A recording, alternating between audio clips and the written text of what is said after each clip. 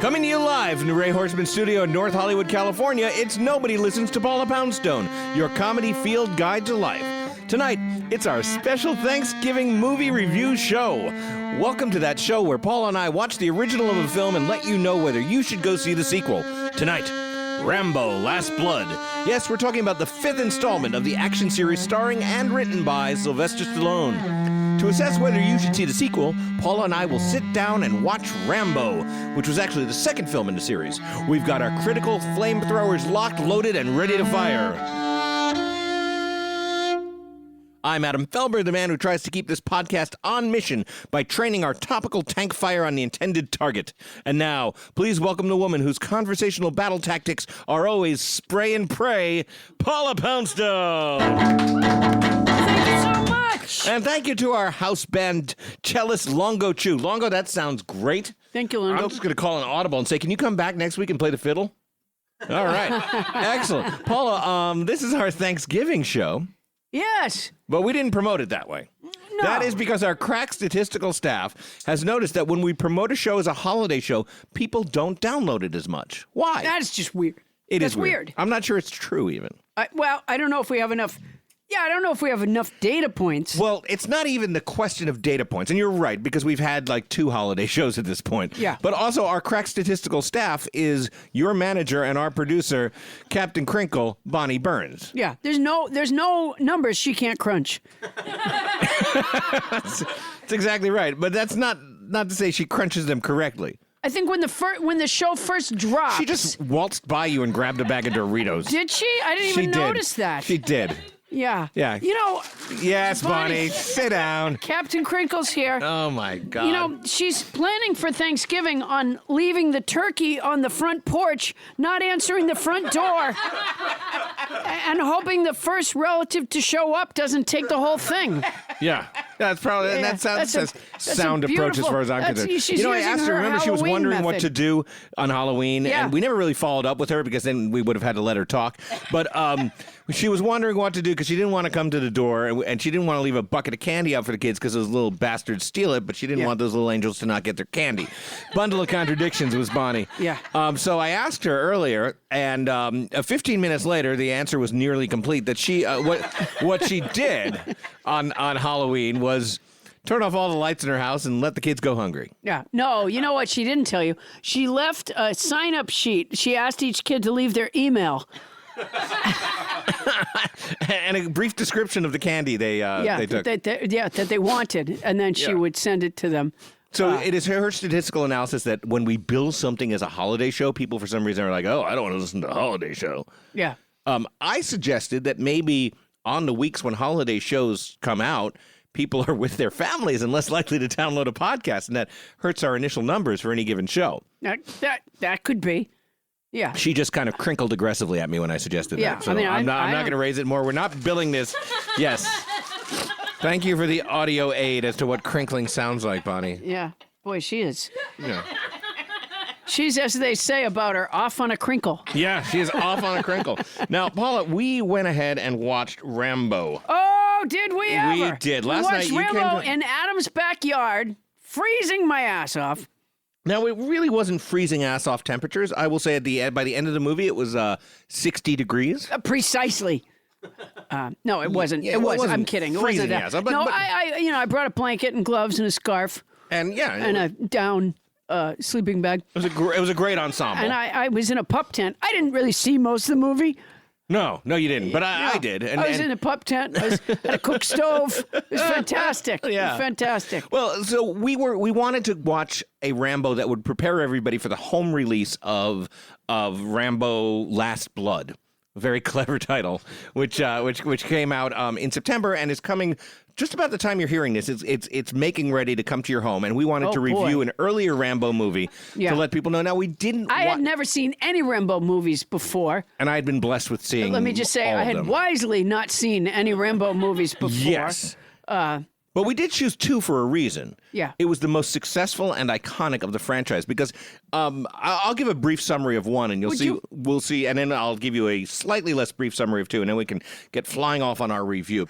Okay, so to sum up First Blood, John Rambo, a Vietnam vet, gets harassed and abused by a local sheriff in the Pacific Northwest, played by Brian Dennehy. But soon we learn that John Rambo was a Green Beret, and a particularly badass one at that. He escapes and becomes a one-man army, outwitting the police and National Guard before finally surrendering to his former commanding officer, Colonel Sam Taubman. Richard Crenna. Yes, that was Richard Crenna, right? Was, yeah. So we didn't watch that movie because that movie was thought of as a pretty good movie at the time. I'm not sure it would hold up, but it was like this sort of like Army of One Vietnam vet, a lot of monologues about how mean we were to veterans and stuff. Whereas Rambo, First Blood Part 2 is a very different kind of movie, which kind of defined the rest of the franchise. I'm not sure that it was a very different kind of movie, but Well, I don't know anymore. my guess is you could take any clip, if you could isolate Sylvester Stallone in any of these movies and it looks the exact same. Probably he looks the exact same, but my memory of First Blood is that he tried not to kill people. Oh, I see. Well, he's For the given most that part. up for the second. Yeah, he swore that off for Lent. During the Lent, yes, it was 36 hours of Lent. Exactly. So here's the second movie, and then we'll review it. Okay. Okay. So in 1985 comes this curiously titled Rambo: First Blood Part 2. Or, as I like to call it, Second Blood. It opens in a prison camp where convicted domestic terrorist John Rambo is breaking rocks. His former commanding officer, Colonel Sam Taubman, appears and asks Rambo if he'd like to get a get-out-of-jail-free card in exchange for a mission to go back to Vietnam and find American POWs. And after a period of consideration and soul-searching that lasts about 2.5 seconds, Rambo agrees, asking plaintively, "Do we get to win this time, sir?"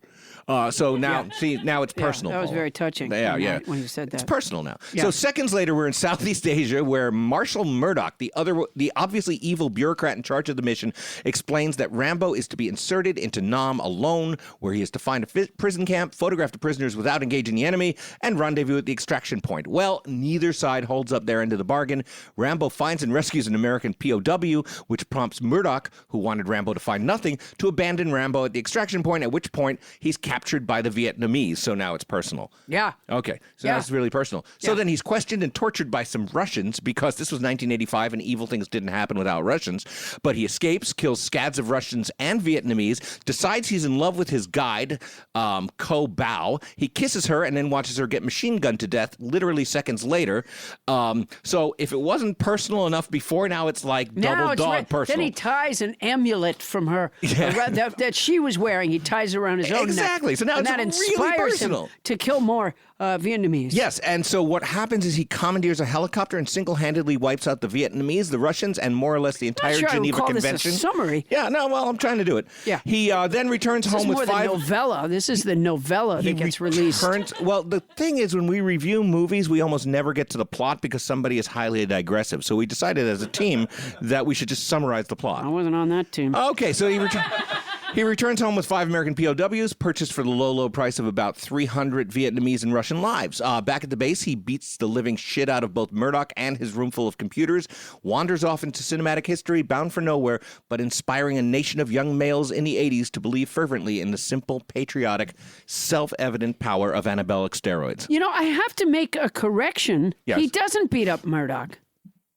He slams him to the ground. No, on a desk. He Slams him to the bends desk. him over backwards on a desk. That's a little And then beady-uppy. that's not beats the fuck out. No. No. And then he puts a knife down like beside his head. And says, go find the other ones. Yeah. No, he didn't. In fact, I was dissatisfied with. I wanted Murdoch to get beaten up. Oh, in many ways, it's Rocky goes to Nam. In fact, the unnamed Vietnamese enemies, and it's true, none of the Vietnamese had like names, or they were just sort of amorphous, like. They barely spoke, if at all. Yeah. There was one scene where one Vietnamese shouted to the other, Lucky, when they saw Stallone. Lucky? Lucky.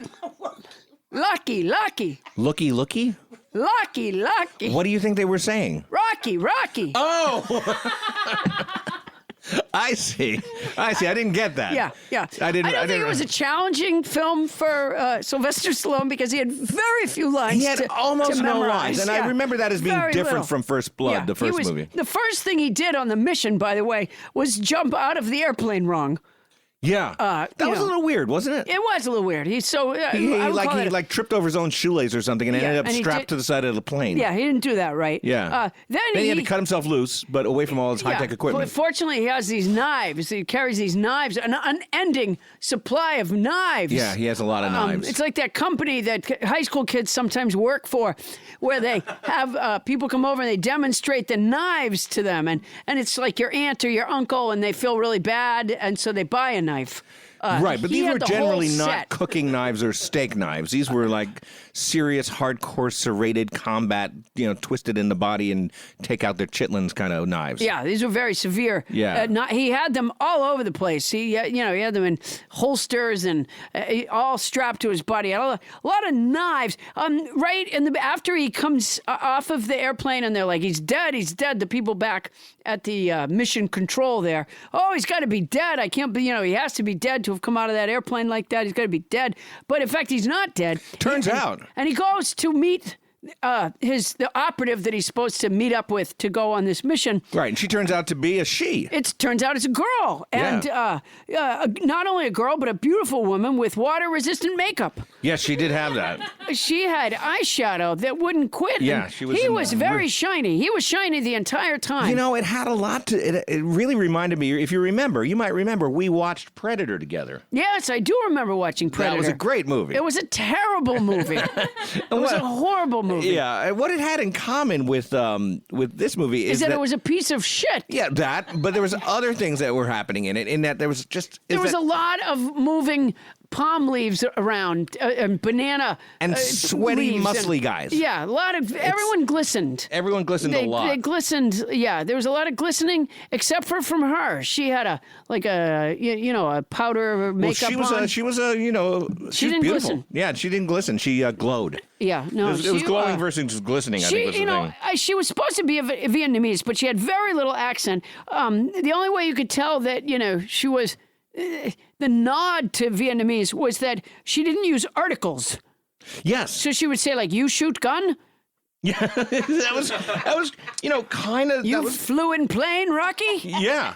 That was kind of... And you noticed that. And once you pointed out to me, I couldn't not hear it in that she didn't seem to have any accent at all, and they just kind of removed articles and stuff to make her sound like she was, I guess more Vietnamese than she really was, and I looked her up, Paula. You did after you brought this up. Because you had kind of a thing for her, like that kind of. No. I wanted to follow up and do some. Like you're a stalker or something. What do you mean you looked her up? No, that's got to be uncomfortable for her. I mean, that's absolutely not. Yeah. She did speak perfect English. In fact, she was educated at an American school. She was living in Hawaii. She married David Soul in the 70s. She had her name. I'd have to look it up somewhere, but do we have it somewhere? She married David Soul in Seattle when he starred in what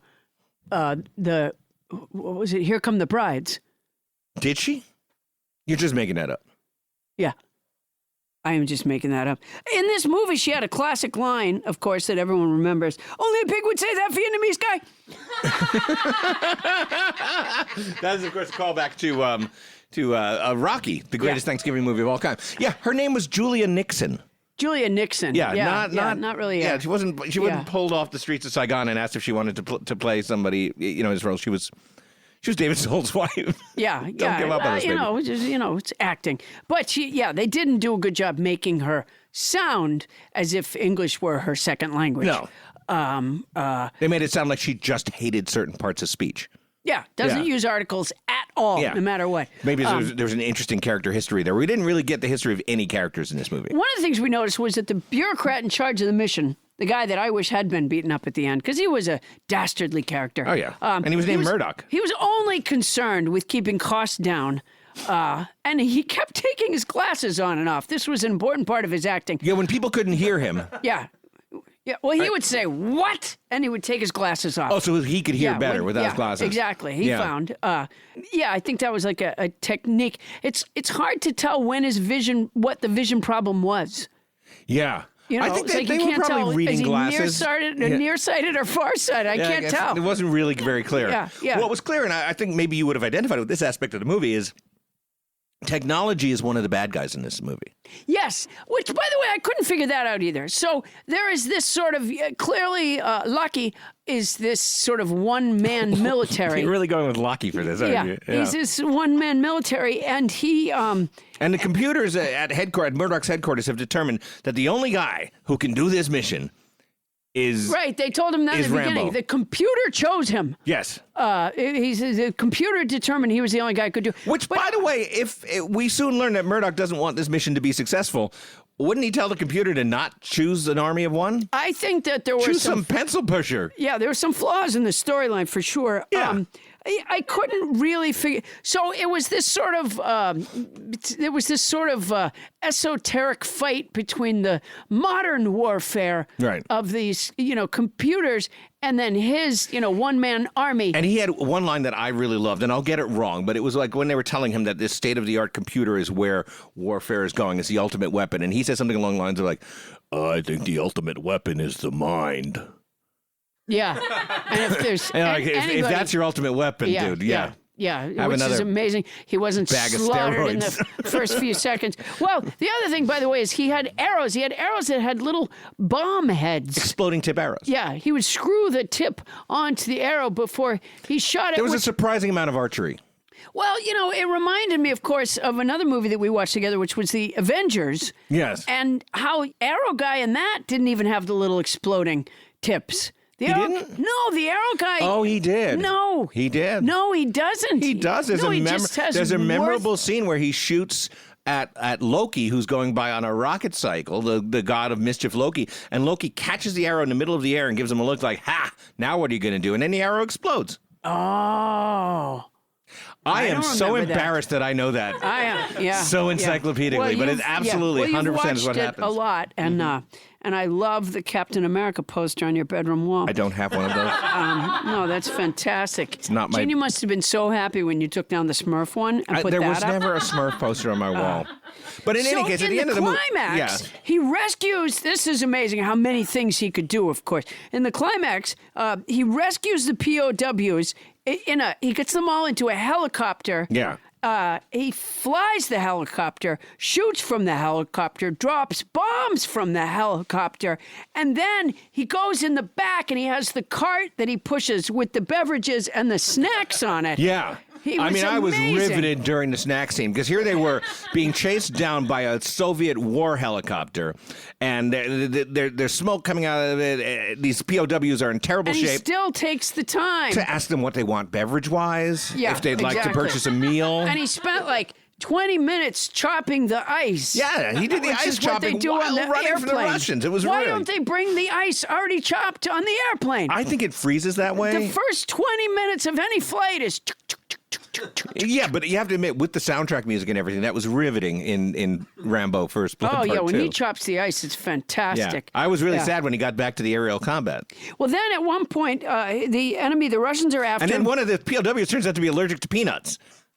So he has to ask everybody else to hand in their bags of peanuts. Right, yeah. And then they had to land. Yeah, they had to land. They had to land at a small airport where no one knew anybody, and then they took off from there, about 4 hours delayed. Yeah. And he said into the microphone, we can make up a lot of the time.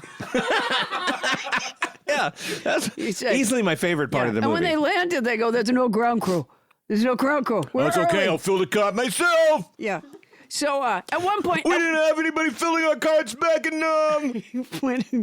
when we had to get our own peanuts. During the big battle with the helicopters, it's a Russian helicopter. Yeah. And no reason why the Russians were in Vietnam, by the way. No, there was really no explanation for that at all. They just wanted to do bad stuff, and they figured that was the best place to do it. But his helicopter isn't doing well. It's starting to kind of list and maybe give off smoke, and it's not looking good. Helicopter. And the Russians are shooting at him and shooting at him, and finally he gets away from him, but it looks like he's going down. And he goes down. And he goes down, but you can't see it. Now the Russian helicopter comes around some trees, and there is Lucky's helicopter in the river. And Rocky dead in the pilot seat. And Rocky, his eyes are closed in the pilot seat. Right. And there's a hole blown in his window, and his eyes are closed. And for some odd reason, the Russian guy gets close enough. Yeah, and doesn't shoot. Right. I mean, he's got an arsenal on his helicopter, and he's like... But he doesn't shoot. And all I of a must see what is sudden, going on here. Where is he going with this being dead thing? and all of a sudden, Lucky springs up. Yeah. And grabs his gun and shoots him. Like, oh, how could I? I fell for that one again. Yeah.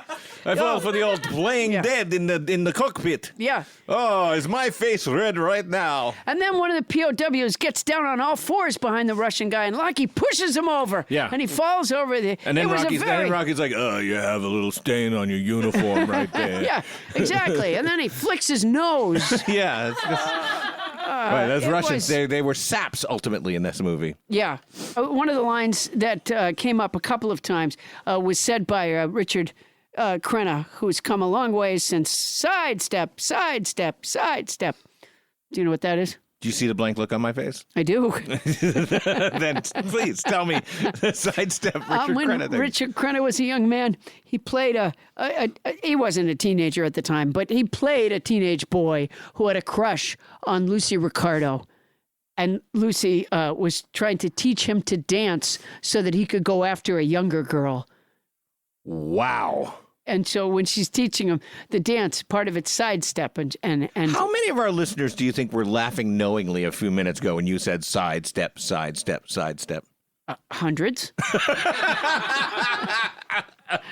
Okay, so you were saying, you interrupted yourself. Richard Crenna was... All right, so Richard Crenna a couple of times says to the mean bureaucrat guy, he says, what some people call hell. He's describing John Rambo. And his character. He said, what some people call hell, he calls home. Yeah, that was a confusing line. And I would have to say, really? Has he had to argue with the teenage boy about video games? That's hell. That's hell. This stuff he's doing in Nam. Yeah. Maybe. Walk in the park. Chained to. They did at one point when they tortured him. They used the springs from a box spring. I love this. They stripped all the fabric off a box spring, Yeah. propped it up against the wall, hooked it up to some electrodes and a dial that was very meticulously numbered, so you knew just how much electrical bed energy. Yeah. And He said, you did not crank X6. We got to 7. Yeah, this is exactly what they did. And they just kept zapping Rambo. Yeah. Yeah. It turned out it was a sleep number bed. Oh, yeah. And half of it. And the other prisoner with Rambo, it turned out, needed a lot less electricity. Yeah, exactly. But the machine was able to compensate for that, which was very impressive. Yeah, it was. He didn't snore the entire time. You will That's get how 2, good. but you will get 8. It's such an unfair machine. Yeah. There was the big torture scene. There was a big torture scene, and the torturer, kept smiling, which I always wonder, is that true? I don't know. Like in real life, did torturers smile? I can't imagine they really love what they do, but I don't know. in Stuff movies they really do. Yeah. And of course, the torturer always ends up getting zapped by his own machine. And this movie was no different because ain't nothing about this movie was any different from any other movie gone before it. So the torturer ends up against the bed and he gets zapped. I think Rambo turns it up to 10. Yeah. And that's the last we see of that guy, I think. Yeah. Not 10. Don't do 10. That will kill him. But speaking of killing, there was a lot of death. I mean, a lot of Vietnamese people. Well, there's no explanation for why these POWs were in the jungle still. Yeah, there was talk about how they were going to be bargaining chips, and in the U.S., guys like Murdoch, agreed to pay $4 billion and then never did, so these guys were just being kept. But it didn't seem like there was a lot of negotiation going on, and this was 10 years later. And they were apparently just being rotated between various prison camps to work the fields or something. But they weren't doing anything. They weren't working. They were just... No, they weren't. They were just there on the old bridge over River Kwai set. Yeah. It was lying around. They were like, well, it's wet in Vietnam, too. Let's just do this. Yeah, it was sort of a combination of films, really. Yeah. Yeah. None of them good. There were. It seemed like there were a few visual Apocalypse Now references, but they were really lazily done. But let's get a helicopter rising over the sunset kind of thing. Yeah. In the end, he takes this big rapid fire machine gun thing and he shoots all the computers as he yells, yes. Adrian! He might as well be yelling Adrian, but that is important. Like, the computers haven't really let him down in this. I mean, this one guy... I can't figure out what the computers were doing, honestly. Well, they had all these guys working on the computer. What on earth were they doing? And yet one guy would go, well, we found Rambo. He's communicating with us. That's a walkie-talkie. Yeah. That's not, that doesn't require all that. You missed this detail in your pup tech, Paula what Poundstone. happened? They hooked him up with the highest tech equipment in the world, and he was going like, yeah, well, I prefer the mind because my brain works good. But that's how they could know when where... he jumps out of the plane with this giant thing of equipment that was going to help him do this mission that they had actually set him up to fail anyway. Doesn't make sense, but this is what happened. Yeah. When he had to cut himself loose from the plane, he lost all his equipment. Oh, so I don't know what he's blaming the computers for at all. He never even used them. Yeah. No, that's a good point. Yeah. That's why it's so important to keep your computer in your leggings. And charged. Yeah. Yeah. You keep your computer in your leggings when you travel? Have you seen me wearing leggings, Adam? Not once. Not There's a reason for that. Yeah. Hey, but you're right near getting your black belt, I understand. I am near getting my black belt, which is why I recognize some of Rambo's moves. Yeah, he had some pretty sweet moves. Yeah. You could see him mouthing my name occasionally. There was really no, not even a nod towards him maybe not killing somebody and just immobilizing somebody. It was just like shoot an arrow through his head. Put it on stun? Yeah, no. No, this was, you had to, yeah. I'll tell you, the most amazing thing about this Rambo movie is that there's a new one. Yeah, here's the thing, and I don't want to go into too much detail, but there's been 4. This was the second 4? of now 5. And, all right, I don't want to have, what was the name of the actress whose teeth I said something about? Charlize Theron. Okay, Charlize I don't want to Theron. have another Charlize Theron retraction have to occur. I don't think you had to. Okay, but go ahead. Okay, but here's the thing. Yeah. His nose is like a giant mushroom on his face now. Yeah, he looks really weird. Yeah, and He looks like somebody who's been repeatedly punched throughout a lifetime. And Do you then think maybe it's really because he's been punched? Because he hasn't been punched. Those fights aren't real. Well, I think you get you get punched when you're doing a boxing movie. Really? Yeah, I don't think you get punched hard. So. And maybe it's cocaine. I don't know. But his nose looks Are you weird. accusing? Sure, I am. For the sake of argument, yes. Sylvester Stallone, come at me. Honestly. He's probably going to come on the show now. Come on, you big mushroom nose cokehead. Come on. Adam Felber's calling you out.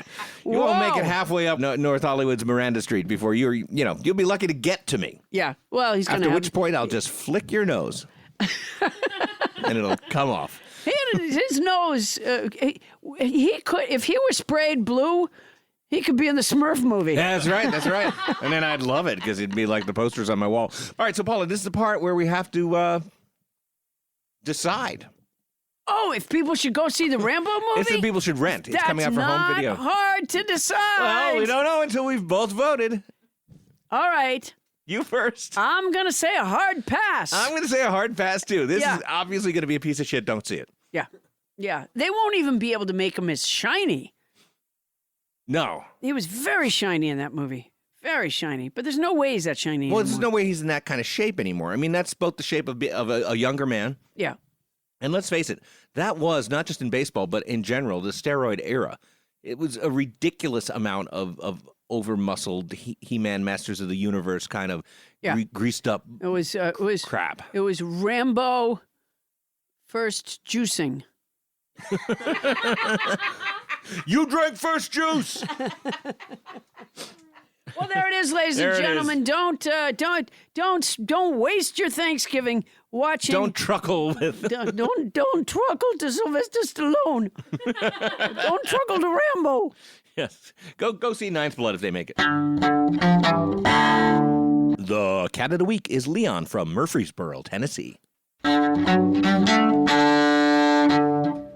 Hey, so Paula, once the turkey's cleared off the table, where are you going to be performing? Ugh, I hate self-promotion. I know you do. I'm sorry, but I really can't do it, especially then. at Thanksgiving. Well, I won't make you do it then. I'll be in Annapolis, Maryland on December 6th at the Ram's Head on stage. They've added a second show because it seats 50 people.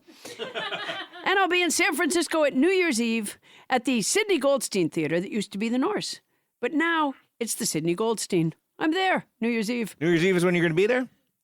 I'm going to be there on New Year's Eve. It used to be the Norse, and now it's the Sidney Goldstein. It was the Norse. It ain't anymore. Yeah. Don't go looking for the Norse. Yeah, Sidney Goldstein Theater in San Francisco. That's where I'm going to be. Yeah, on New Year's Eve. Can't wait. You've done that before.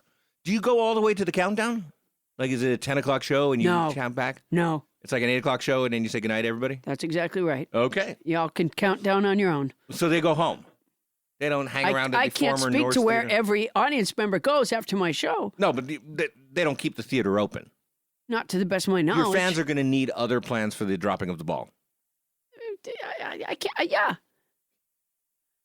You ever think maybe you could invite them over to your hotel room? I'm only responsible for the couple of hours that they're with me. I don't know. After that, It's New they Year's go, Eve. they do They've whatever already they do. They paid to see you on New Year's Some Eve. drink a tall glass of instant breakfast. Some drive home right away. I don't know. It's not up to me. I feel like you should take a little more responsibility for your fans.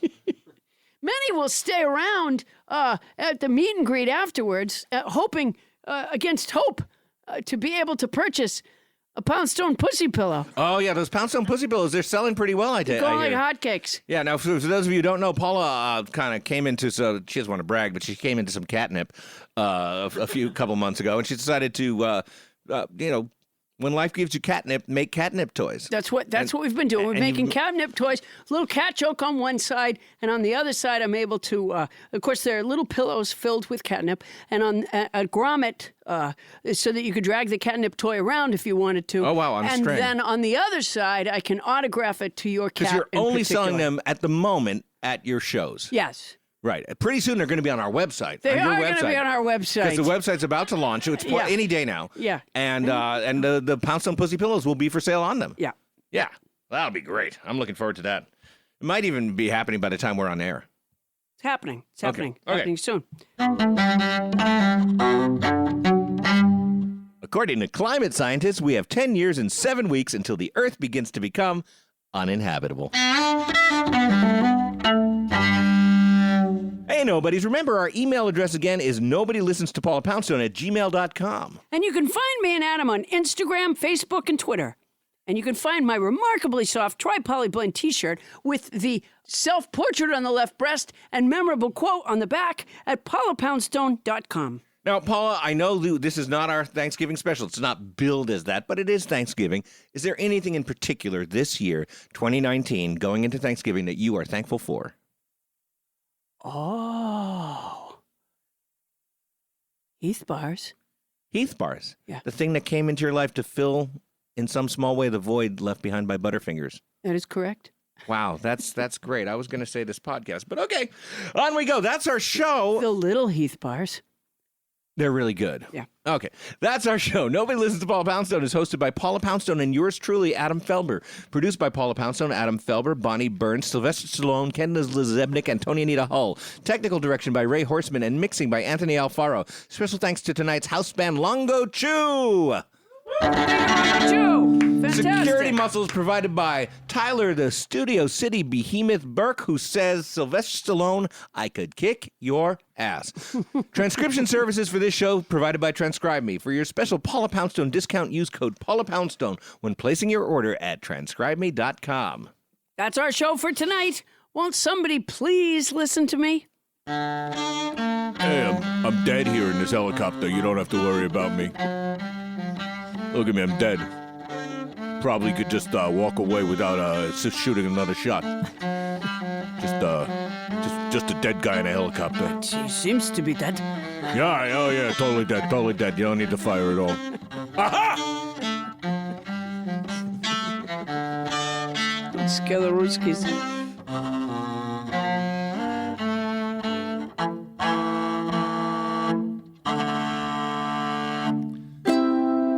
MaximumFun.org. Comedy and culture. Artist owned. Audience supported.